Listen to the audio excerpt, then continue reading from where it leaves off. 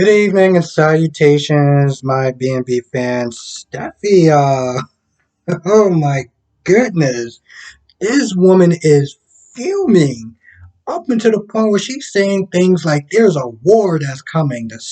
The Foresters versus the Logans, and the Foresters are going to sit there and be out on top. And I'm like, what the am I watching? I mean, the whole time she is literally sitting there talking so much ish about Hope, about Brooke. And remember that whole thing when she was like, I don't want you to sit there and fight for a married man. I understand that he's married and everything like that.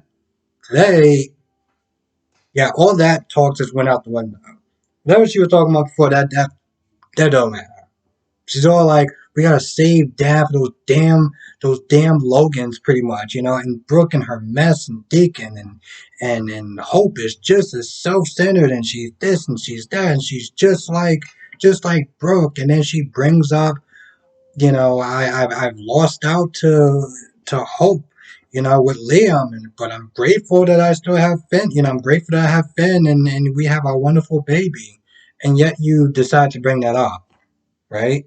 You just complained about how you lost out the hope when it came towards Liam, but in the same breath, oh, I'm so glad that I met Finn. I mean, I'm so glad that I met Finn and we have a wonderful child. What? How do you sit there and be grateful? How do you complain about something but then be grateful at the same time? Like, how does that work? This whole time, the only thing she was just doing was stab, stab, stab, stab, stab at Brooke, and she just kept we just got to a point where it was just times. Uh, Goodness, I just sat there the whole time like, wow, how long has this deep hatred been for the other family, Dad's other family? How long has that been brewing on for? Oof, my goodness. I mean, she does try to give her props about being a good mom, and um, I don't really remember what else. Honestly, to tell you the truth, it was more buried. I feel like my memory is more buried with Steffi just talking so much ish about the Logans and how pretty much she wants her mom and her dad back together, and you know should be saving Ridge from that damn Brooke, because she's a bad person and Deacon and blah blah blah blah blah. That's all it was. That's all I heard. I'm literally just like, after a while, I actually just stopped writing. I was just like, this chick is still going. She's still, she's still going. I was just laughing the whole time. Like, is she serious? So,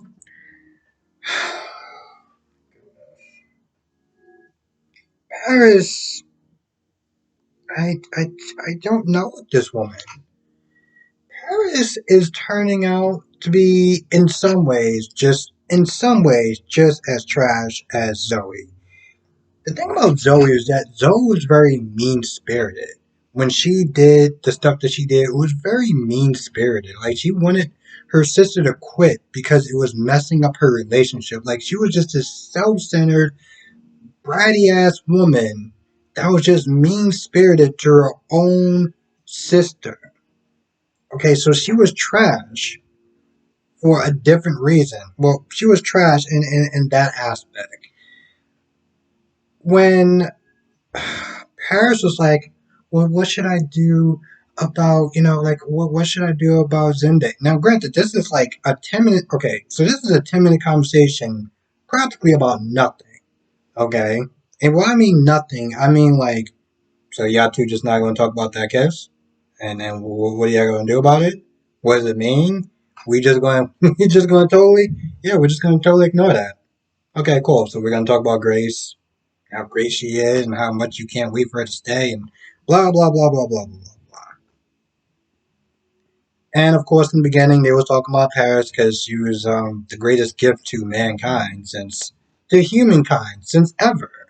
That was the talk between Ridge and Carter.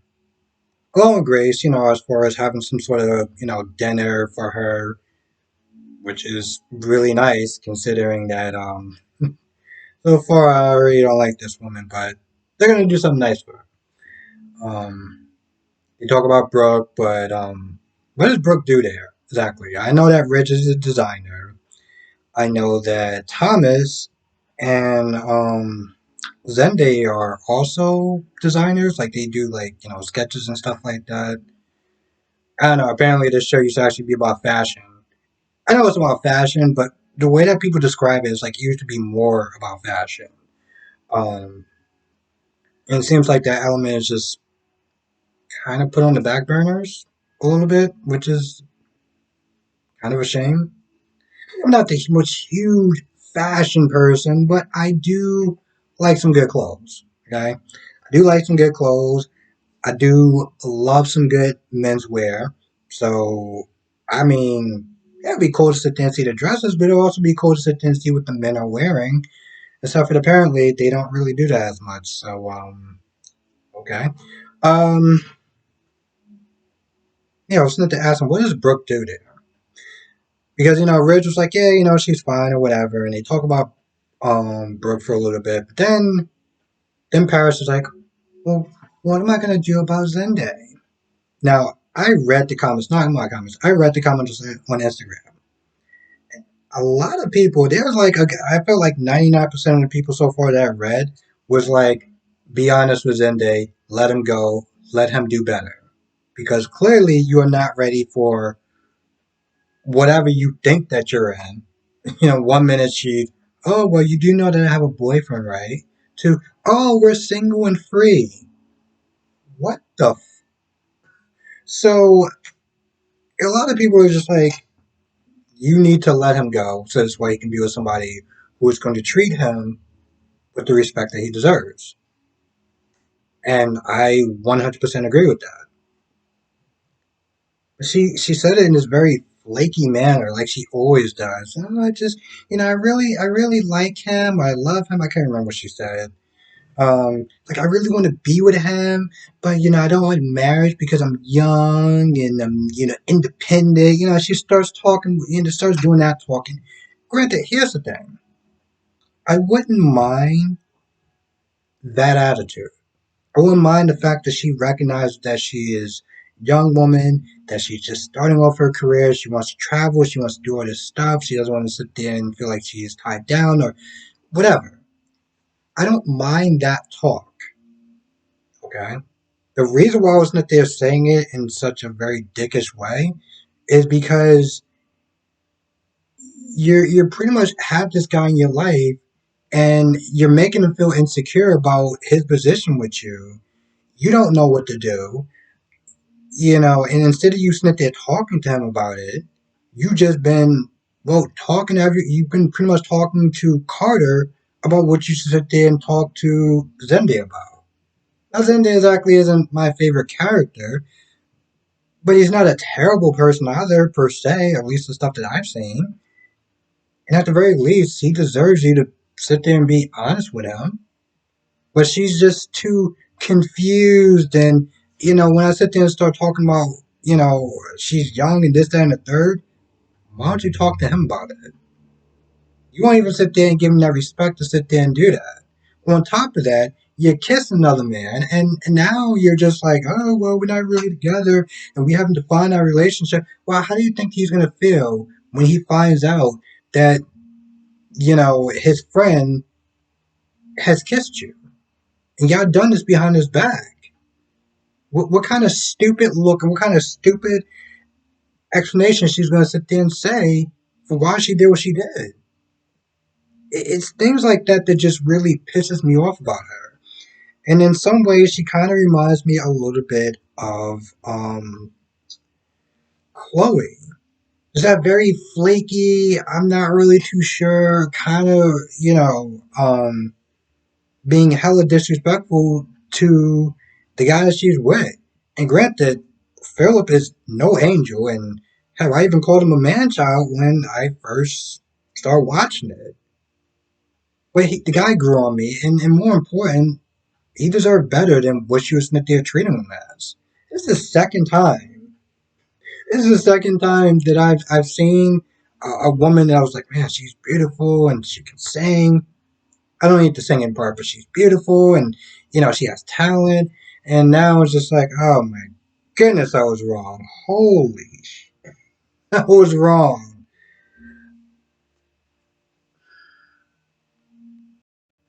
Now the last talk is Hope trying to find out what's going on with Brooke as far as Deacon. Why is he not here? Why haven't I not seen him since New Year's Eve? Why haven't I not seen him since, well, yeah, New Year's Eve? What's going on? Do you know anything that's going on? Was it the cause of your drinking? We need to find out. We need to sit there and get to the bottom of it. Was it me? Did I do anything?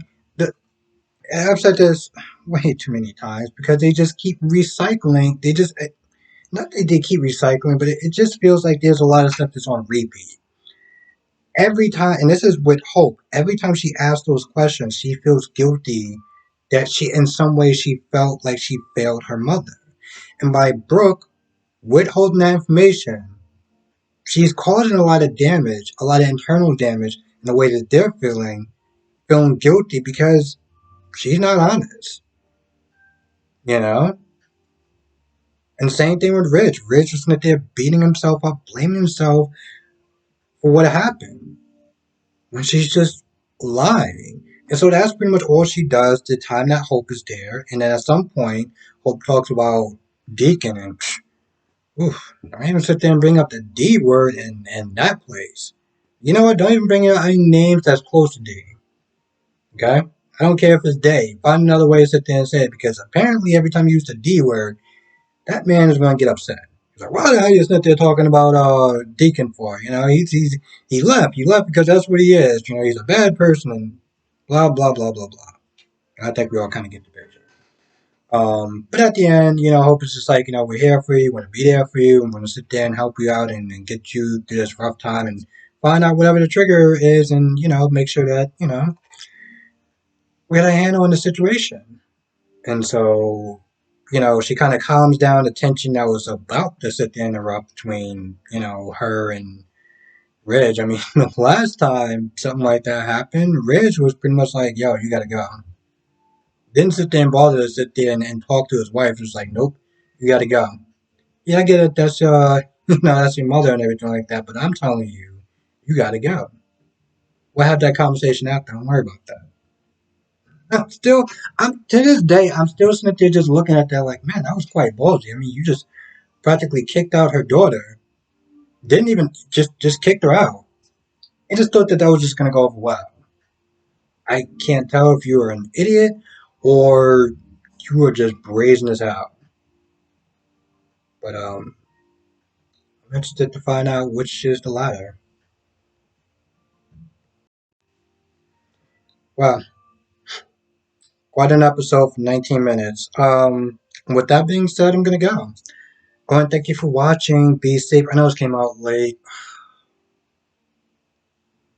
So sorry about that. But I really do appreciate the people that still do watch. So thank you. That being said, I'm gonna go. Thank you for watching. Be safe, and I will see you in the next video.